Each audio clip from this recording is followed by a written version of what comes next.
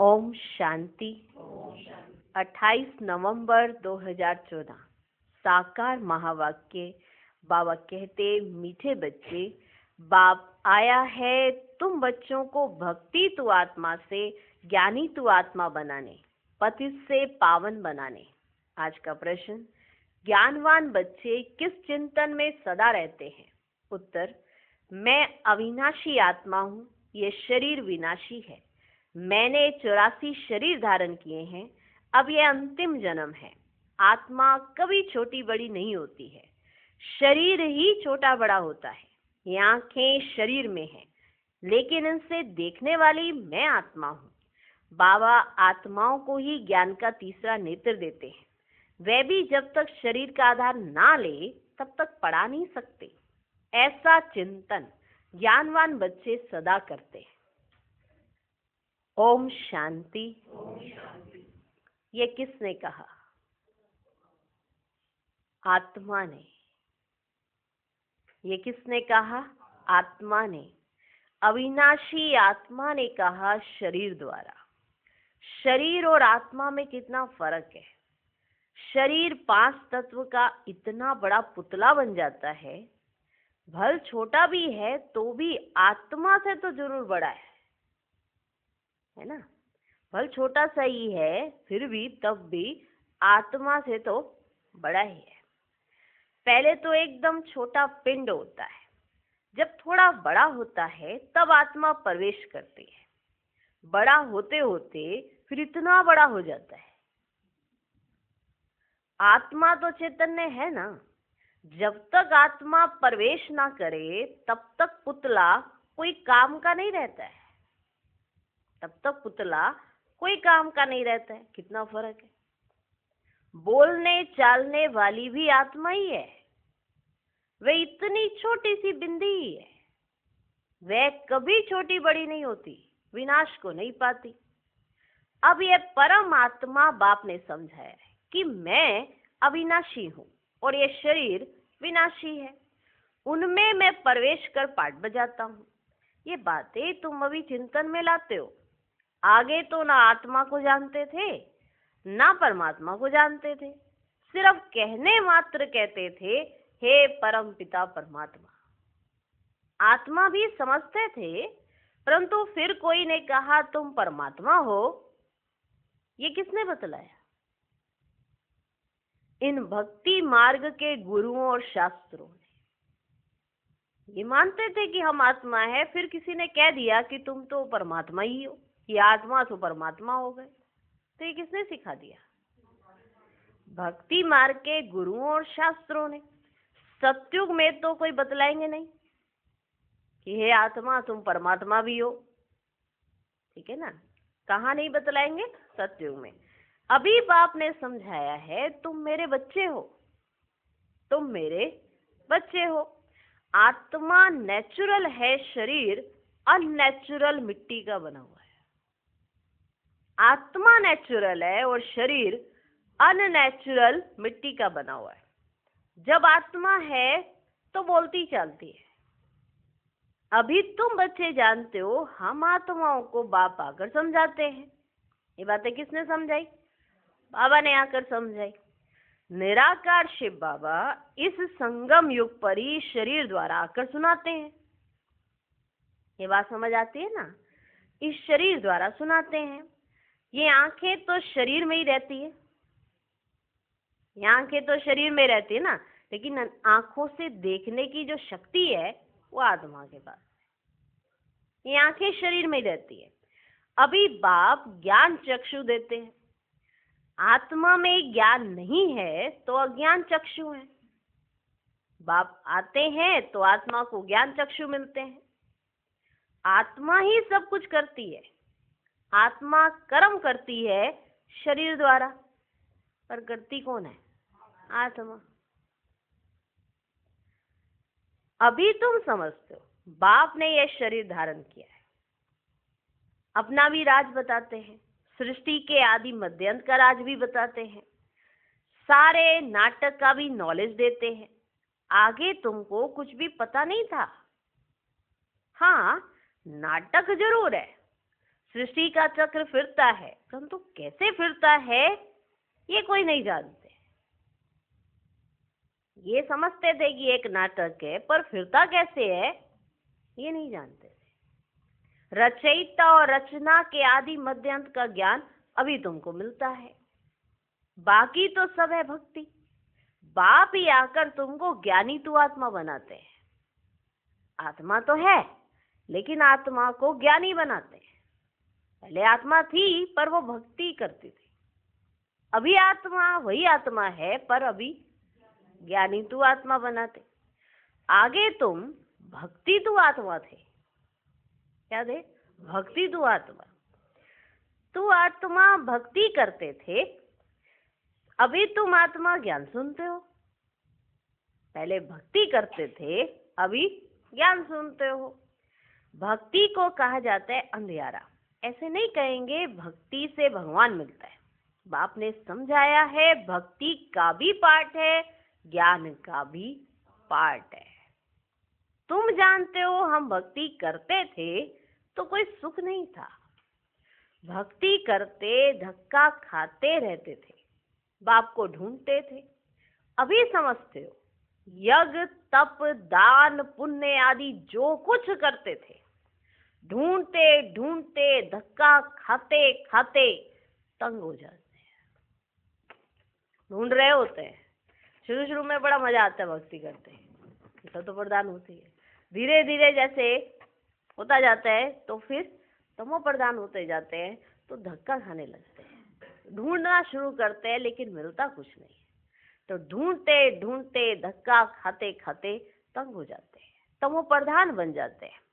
क्योंकि गिरना होता है ना, झूठे काम करना, छी होना होता है। पतित भी बन गए। ऐसे नहीं कि पावन होने के लिए भक्ति करते थे, नहीं। भगवान से पावन बनने बिगर हम पावन दुनिया में जा नहीं सकेंगे। ये तो भगवान ही है जो आया और उसने हमें पावन बनाया, फिर हम पावन दुनिया में जाते हैं। भक्ति करते हम पावन नहीं होते हैं, ना ही हम भक्ति पावन होने के लिए करते हैं। ना ही ये बात हमें समझ आती है कि हम कोई पतित हो गए हैं और हमें भक्ति करके पावन होना है। बोलते जरूर है पर समझते कुछ नहीं। हम नीच पापी कामी, हम पर तरस विरो, ये जरूर गाते हैं, लेकिन मानते नहीं है कि कोई किसी को कह दे कि तुम नीच पापी हो तो लड़ाई हो जाएगी। आज समझते हैं कि हम पतित हो गए हैं और बाबा जो हमें शिक्षा दे रहे हैं वो शिक्षा पावन बनने की है। आज समझ आ गई है। भक्ति जब करते हैं तो ये बात समझ नहीं आती, ना ही अपने आप को पतित समझते हैं। भगवान को तो कहते हैं आकर पावन बनाओ। पतित ही भगवान से मिलते हैं पावन होने के लिए। पावन से तो भगवान मिलता ही नहीं। जब पतित हैं तो ही भगवान मिलता है, पावन से तो भगवान मिलता ही नहीं। पावन कब होते हम? सतयुग में। सतयुग में थोड़े ही लक्ष्मी नारायण से भगवान मिलता है। भगवान आकर के तुम पतितों को पावन बनाते हैं और तुम ये शरीर छोड़ देते हो। पावन तो इस तमो प्रधान पतित सृष्टि में रह नहीं सकते। बाप तुमको पावन बनाकर गुम हो जाते हैं। उनका पार्ट ही ड्रामा में वंडरफुल है। जैसे आत्मा देखने में नहीं आती है, भल साक्षात्कार होता है तो भी समझ ना सके, और तो सबको समझ सकते हैं ये फलाना है, ये फलाना है, याद करते हैं, चाहते हैं फलाने का चैतन्य में साक्षात्कार हो, और तो कोई मतलब ही नहीं। मान लो कोई लक्ष्मी नारायण की पूजा करता है तो चाहता है ना कि ये मुझे दिखाई दे, चैतन्य में साक्षात्कार हो इनका, और तो कोई मतलब नहीं। अच्छा, चैतन्य में देखते हो फिर क्या? मान लो इन्हें चैतन्य में देख भी लिया, फिर क्या? फिर क्या? साक्षात्कार हुआ फिर तो गुम हो जाएगा। एक बार हुआ साक्षात्कार फिर तो उसके बाद गुम। अल्पकाल क्षण भंगुर सुख की आश पूरी होगी, उसको कहा जाता है अल्पकाल क्षण भंगुर सुख। साक्षात्कार की चाहना थी, क्या मिला? उसके बाद क्या? चलो उस समय खुशी हुई, मुझे दर्शन हो गए, मुझे दर्शन हो गए, उसके बाद क्या? बस यहाँ तो मूल बात है पतित से पावन बनेगी। पावन बनेंगे तो देवता बन जाएंगे, अर्थात स्वर्ग में चले जाएंगे। शास्त्रों में तो कल्प की आयु लाखों वर्ष लिख दी है। समझते हैं कलयुग में अजून 40,000 वर्ष पड़े हैं। बाबा तो समझाते हैं सारा कल्प ही 5,000 वर्ष का है। तो मनुष्य अंधियारे में है ना, उसको कहा जाता है घोर अंधियारा। ज्ञान कोई में है नहीं, वह सब है भक्ति। रावण जब से आता है तो भक्ति भी उनके साथ है, और जब बाप आते हैं तो उनके साथ ज्ञान है। बाप से एक ही बार ज्ञान का वर्षा मिलता है। रावण जब आते हैं तो उनके साथ भक्ति है, और बाप जब आते हैं तो उनके साथ ज्ञान है। बाप से एक ही बार ज्ञान का वर्षा मिलता है, घड़ी घड़ी नहीं मिल सकता। वहां तो तुम कोई को ज्ञान देते ही नहीं, दरकार ही नहीं। ज्ञान उनको मिलता है जो अज्ञान में है। बाप को कोई भी जानते ही नहीं, बाप को गाली देने बिगर कोई बात ही नहीं करते। यह भी तुम बच्चे अभी समझते हो कि जिसको वो महिमा समझ रहे हैं वो एक गाली है। यह भी अभी तुम समझते हो। तुम कहते हो ईश्वर सर्वव्यापी नहीं है, वह हम आत्माओं का बाप है, और वे कहते हैं नहीं, परमात्मा ठिक्कर भीतर में है। तुम बच्चों ने अच्छी तरह समझा है भक्ति बिल्कुल अलग चीज है, उनमें जरा भी ज्ञान नहीं होता। समय ही सारा बदल जाता है। भगवान का भी नाम बदल जाता है, फिर मनुष्यों का भी नाम बदल जाता है। पहले कहा जाता है देवता, फिर क्षत्रिय, फिर वैश्य, फिर शूद्र, नाम बदल जाता है ना। वह दैवी गुणों वाले मनुष्य हैं और यह है आसुरी गुणों वाले मनुष्य। बिल्कुल छीछी है, बिल्कुल छीछी है। गुरु नानक ने भी कहा है असंख्य चोर, असंख्य चोर। मनुष्य कोई ऐसा कहे तो उनको झट कहेंगे तुम ये क्या गाली देते हो, क्या हम सारे के सारे चोर हैं? मनुष्य अपने ऊपर ये गाली स्वीकार नहीं करते हैं, और भगवान पे कितनी सहजता से लगा देते हैं। मनुष्य ऐसा कोई कहे तो उनको झट कहेंगे तुम हमको गाली देते हो, परंतु बाप कहते ये सब आसुरी संप्रदाय तुमको क्लियर कर समझाते हैं। वे आसुरी संप्रदाय क्या क्या करते हैं, वे रावण संप्रदाय, वे राम संप्रदाय। गांधी जी भी कहते थे हमको राम राज्य चाहिए। क्या चाहिए? राम राज्य चाहिए। राम राज्य में सब निर्विकारी है, रावण राज्य में सब है विकारी। इनका नाम ही है वैशाल्य, रौरव नरक है ना। इस समय के मनुष्य विषय वैतरणी नदी में पड़े हैं। मनुष्य जानवर आदि सब एक समान है। मनुष्य की कोई भी महिमा नहीं है। 5 विकारों पर तुम बच्चे जीत पाकर मनुष्य से देवता पद पाते हो, बाकी सब खत्म हो जाते हैं। देवताएं सतयुग में रहते थे, अभी इस कलयुग में असुर रहते हैं। देवताएं सतयुग में रहते थे और कलयुग में असुर रहते हैं। असुरों की निशानी क्या है? 5 विकार। क्या निशानी है? 5 विकार।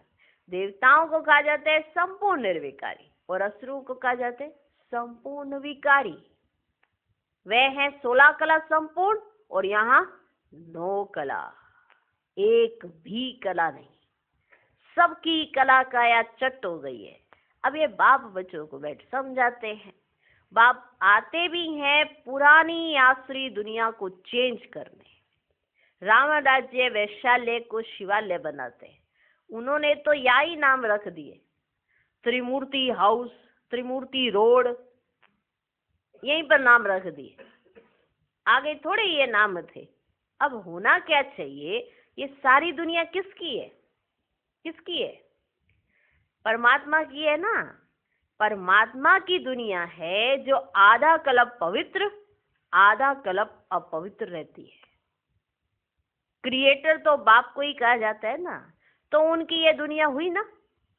बाप समझाते हैं मैं ही मालिक हूं, मैं बीज रूप चैतन्य ज्ञान का सागर हूं।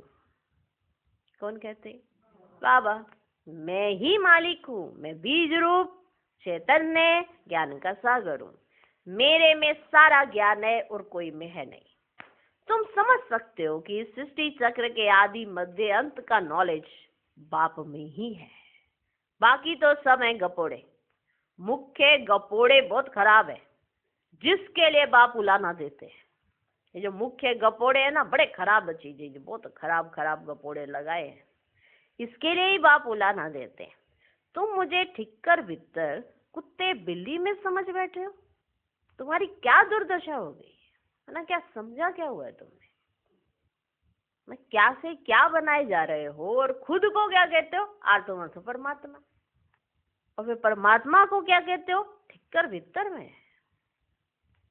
मैं खुद बता रहा हूं कि मैं कौन हूं, तुम कौन हो, फिर भी समझते नहीं। तो तुम्हारी क्या दुर्दशा हो गई है? नई दुनिया के मनुष्यों और पुरानी दुनिया के मनुष्यों में रात दिन का फर्क है। आधा कल्प से लेकर अपवित्र मनुष्य पवित्र देवताओं को माथा टेकते हैं।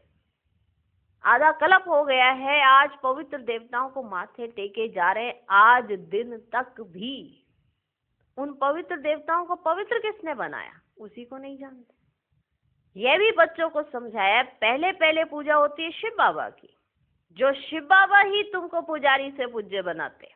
रावण तुमको पूज्य से पुजारी बनाते, फिर बाप ड्रामा प्लान अनुसार तुमको पूज्य बनाते। रावण आदि ये सब नाम तो है ना। दशहरा जब मनाते हैं तो कितने मनुष्यों को बाहर से बुलाते ना दशहरा दिखाने के लिए, परंतु अर्थ कुछ नहीं समझते। देवताओं की कितनी निंदा करते हैं। ऐसी बातें तो बिल्कुल है ही नहीं। जैसे कहते हैं ईश्वर नाम रूप से न्यारा है, अर्थात है ही नहीं है इसका मतलब। वैसे ये जो कुछ खेल आदि बनाते हैं ना, वह कुछ भी है ही नहीं। ये जो दशहरे पे खेल दिखाते हैं वो नहीं है, और ईश्वर को ही कह देते हैं कि तुम नाम रूप से न्यारे हो, यानी कि है ही नहीं, वजूद ही नहीं है कुछ भी। तो ये जो खेल बना रहे हैं वैसा नहीं है, ये सब है मनुष्यों की बुद्धि। मनुष्य मत को आसुरी मत कहा जाता है। यथा राजा रानी तथा प्रजा, सब ऐसे बन जाते हैं। इनको कहा जाता है डेविल वर्ड। सब एक दो को गाली देते रहते हैं। तो बाप समझाते हैं, बच्चे जब बैठते हो तो अपने को आत्मा समझ, बाप को याद करो, क्योंकि ये डेविल वर्ड है, कुछ भी याद नहीं रहेगा जो बाप समझाते हैं। इसलिए बार बार अपने को आत्मा समझो और बाप को याद करो। तुम अज्ञान में थे तो परमात्मा को ऊपर में समझते थे, जब तुम अज्ञान काल में थे। अभी तो जानते हो बाप यहाँ आया हुआ है, तो तुम ऊपर में नहीं समझते हो। अभी तो पता है ना कि कहाँ आया हुआ है। तुमने बाप को यहाँ बुलाया है इस तन में। तुम जब अपने अपने सेंटर्स पर बैठते हो तो समझेंगे शिव बाबा मधुबन में इनके तन में है। भक्ति मार्ग में तो परमात्मा को ऊपर में मानते थे, हे भगवान ऐसे कहते थे ना। अभी तुम बाप को कहाँ याद करते हो? कहाँ याद करते हो? क्या बैठकर करते हो? तुम जानते हो ब्रह्मा के तन में है तो जरूर यहाँ याद करना पड़ेगा ना। ऊपर में तो है ही नहीं। हाँ, ऊपर में तो है ही नहीं। यहाँ आया हुआ है पुरुषोत्तम संगम युग पर। बाप कहते हैं तुमको इतना ऊंच बनाने मैं यहाँ आया हूँ, तुमको इतना ऊंच बनाने। तुम बच्चे यहाँ याद करेंगे, भक्त ऊपर भी याद करेंगे।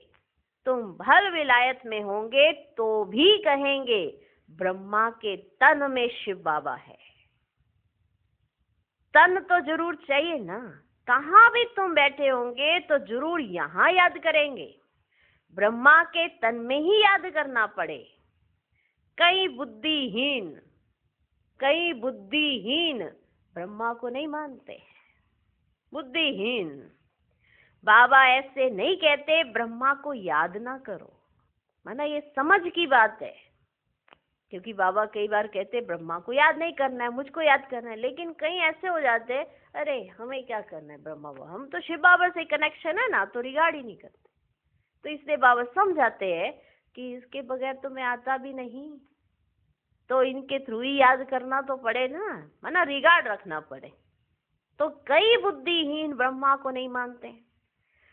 बाबा ऐसे नहीं कहते ब्रह्मा को याद ना करो। ब्रह्मा बिगड़ शिव बाबा कैसे याद पड़ेगा?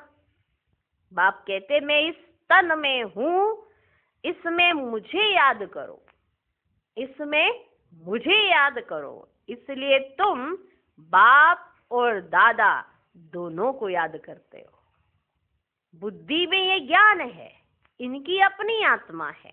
शिव बाबा को तो अपना शरीर नहीं है। बाप ने कहा है मैं इस प्रकृति का आधार लेता हूं। बाप बैठ सारे ब्रह्मांड और सृष्टि के आदि मध्य अंत का राज समझाते हैं और कोई ब्रह्मांड को जानते ही नहीं है। ब्रह्म जिसमें हम और तुम रहते हो, सुप्रीम बाप, नॉन सुप्रीम आत्माएं रहने वाली, नॉन सुप्रीम आत्माएं रहने वाली उस ब्रह्मलोक शांति धाम की हैं। हम सब सुप्रीम नहीं है, आत्माएं सुप्रीम नहीं है, सुप्रीम आत्मा एक ही है। हम कहाँ की रहने वाली हैं? शांति धाम, जहाँ बाप और हम बच्चे इकट्ठे रहते हैं। शांति धाम बहुत मीठा नाम है। ये सब बातें तुम्हारी बुद्धि में है। हम असुल के रहवासी ब्रह्म तत्व के हैं, जिसको निर्वाण धाम, वानप्रस्थ कहा जाता है। ये बातें अभी तुम्हारी बुद्धि में है। जब भक्ति है तो ज्ञान का अक्षर नहीं।